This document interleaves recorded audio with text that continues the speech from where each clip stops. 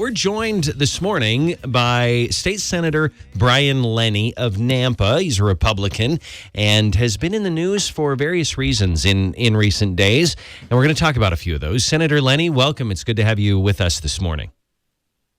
Hey, yeah, good to be on.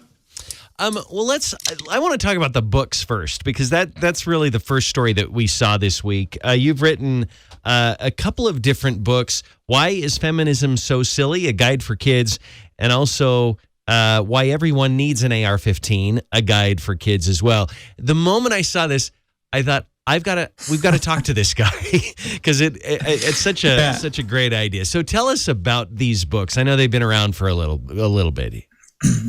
Yeah, they're sort of tongue-in-cheek, and you would think, based on a lot of the reviews they've got, you would think people would kind of realize that they're satirical, but like most satire, it's based in truth. So I wrote these, I believe, in 2018 when the late great, I guess he's not late, but the great President Donald Trump was still in office. So I saw a news story, and what prompted both of these, where I saw a news story about baby feminist book, something like that. And I said, there's no baby feminist book. And sure enough, I get on Amazon, and if you type in, feminist book for kids, there's over 1,000 results, and there's just hundreds and hundreds and hundreds of books, like Little Feminist, My Baby Feminist book, and all that. So I said, there has to be something from the other perspective, because I'm an equal opportunity kind of guy, a fair-minded kind of guy, and there wasn't. I couldn't find one. The gun one was just a follow-up, but the feminist one got the ball rolling. Okay, you wanted a counter viewpoint for kids and to kind of push back then.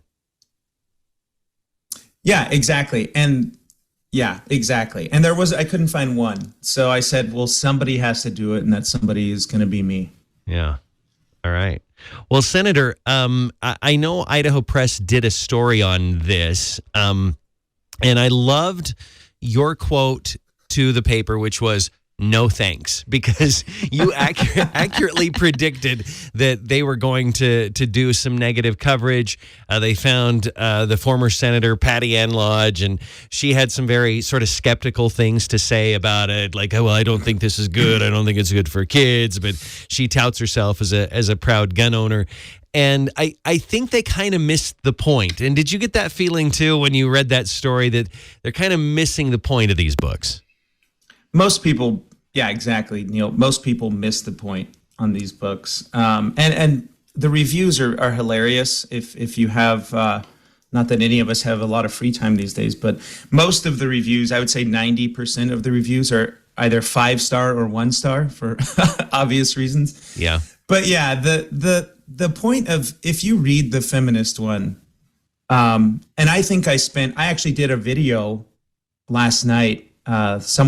Someone with a big TikTok following or something made a video on these, and I did like a response to her video. So that's on my social media pages. But the main point of the feminist book, if you read it with an objective lens, is there's 2 or 3 points overall. It's that men and women are different biologically, psychologically. Men and women are just different. That's common sense, biology, whatever. Yeah.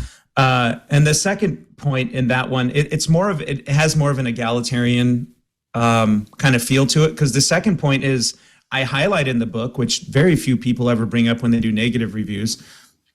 I said there's countries where women cannot vote, they can't wear a dress, they can't go to school, they can't drive. So the point of the feminist one, and remember, this is under the MAGA days, in the prime time when Trump was in. Yeah. I said America is a country where women can do whatever they want. Some women like to stay home. Like my wife's a stay-at-home mom. She loves it. Some women are in the military. I mentioned like Border Patrol, law enforcement, whatever. So it's super tongue-in-cheek, but the overall thing you'll be left with is America is a country where women can do anything they want. Men can do anything they want. They're different. And I just kind of left it at that. The AR-15 one is more, aimed at the gun control crowd, but there is some educational things in there about the actual AR-15, but it's more of a pro-gun kind of book. Yeah.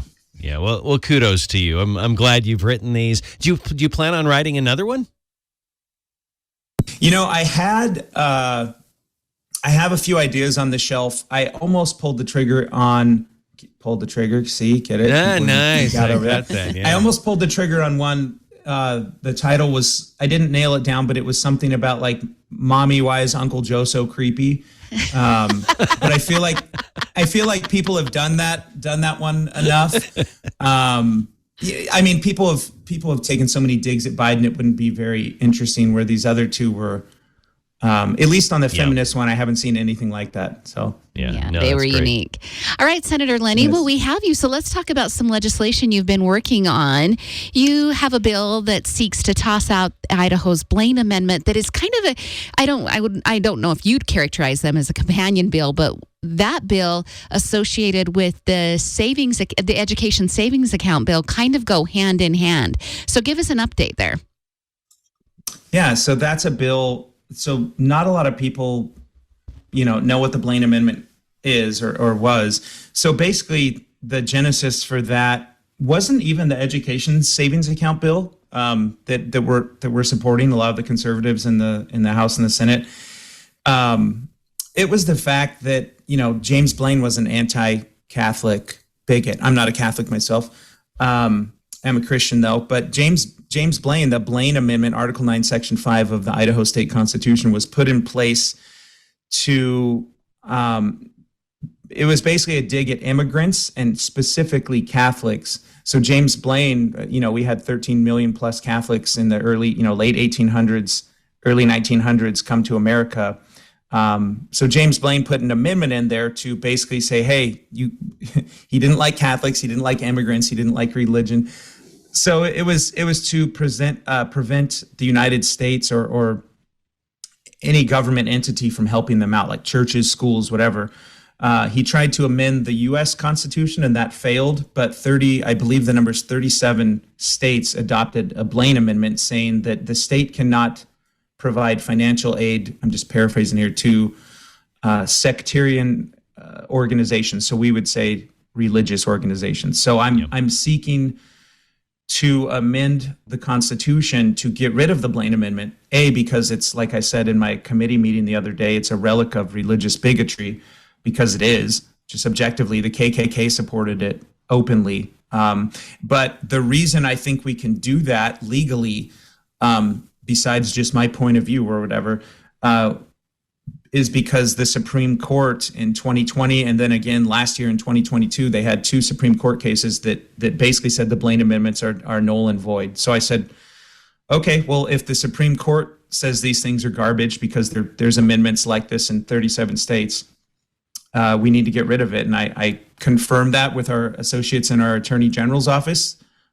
which is just great to have Raul Labrador in there. And there's just a lot of great people working with Raul in that office.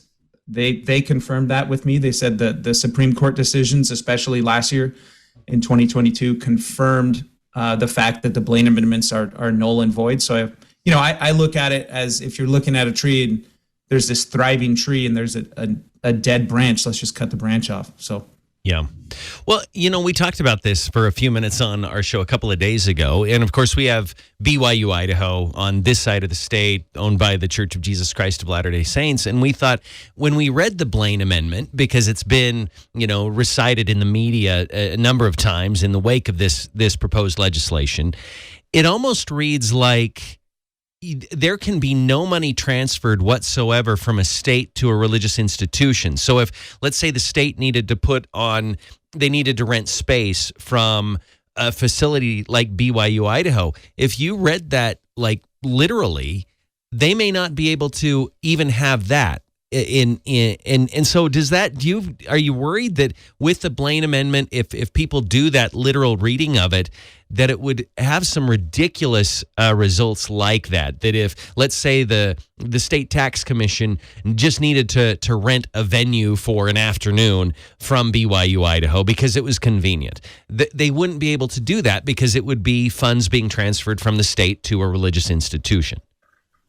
Yeah, exactly. So I don't think we've really seen that. You know, I'm sure there maybe have been instances, but if someone really wanted to take it to heart, they could do that. Yeah, because it's like you said, it's just matter of fact. State money is flowing to a it says sectarian, which but we would say a religious organization, whether it's a church or a school or anything. So, and we already have that happening anyway. There's like you said, instances like that where state money flows to all kinds of religious institutions.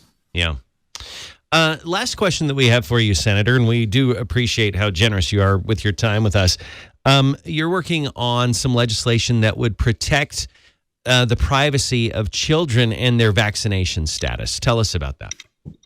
Yeah, so that one, I believe I'm presenting that. I have a date on Monday for a full hearing with, where you can get up and actually have the debate in public. So the origin of that was, you could probably guess it, the whole, they called it a pandemic, apparently. But the whole 2020 through, even up until modern days, the calls for, they called it a pandemic of the unvaccinated. And there was calls from, and there still are, government officials, state officials, global leaders, whatever you want to call them, to, if you don't give your kid this shot, you should be in jail, or you should have your kids taken away. And we've seen all the rhetoric, and it was obviously very, very bad in 2021. But then we have, Joe Biden went to the G20 summit and signed I forgot what you call it, a treaty or whatever it was, to say, hey, we want international vaccine passports. And